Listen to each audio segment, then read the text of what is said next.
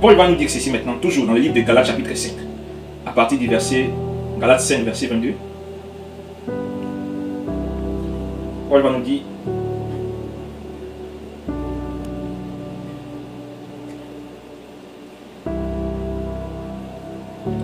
Galates chapitre 5, verset 22. Paul dit ceci. Mais le fruit de l'esprit, c'est l'amour.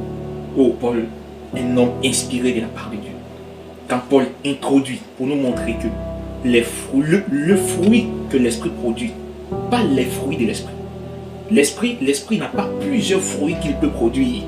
L'esprit n'a qu'un seul fruit qu'il produit, mais l'esprit a plusieurs manifestations. Une personne peut recevoir le baptême du Saint-Esprit et tu vois, il commence à prophétiser. Une personne peut recevoir le baptême du Saint-Esprit et il commence maintenant à guérir des malades.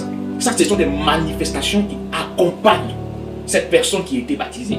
Mais les fruits qu'il doit porter, les fruits qu'il doit produire, la Bible nous dit, je relis un peu plus haut, il dit, mais si vous vous mordez et si vous dévorez les uns les autres, prenez garde que vous ne soyez pas détruits les uns par les autres.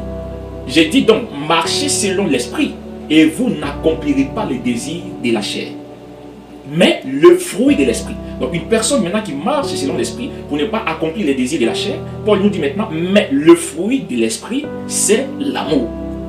L'amour maintenant fait quoi? L'amour produit la joie.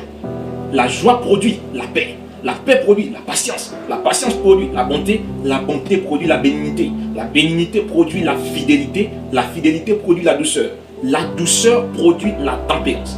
La loi n'est pas contre ces choses, et ceux qui sont en Jésus-Christ ont crucifié la chair avec ses passions. Si nous vivons par l'esprit, marchons aussi selon l'esprit. Donc on comprend que ce qui va te montrer que vraiment, où tu es, tu as reçu le baptême du Saint-Esprit, c'est que tu arrives à produire ces fruits. Car l'écriture a été claire. Chaque arbre se reproduit selon sa sémence. Donc si toi, en toi, tu as reçu la sémence de la vie éternelle, tu vas nous produire les fruits. Ça ne trompe pas. Galates chapitre 6, le verset 7. Ne vous y trompez pas, on ne se moque pas de Dieu. Ce que tu sèmes, c'est ce que tu récoltes. Aujourd'hui, tu es en train de faire tes ribababa. On te dit que oui, le parler en langue, ce n'est pas ce qui te prouve que tu es sauvé. Mais tu es toujours attaché à ça. Non, je parle la langue, vous savez qui je suis. Lorsque l'apôtre Paul avait rencontré les disciples dans Actes chapitre 19, il ne les a pas posé la question, avez-vous parlé en langue lorsque vous avez cru?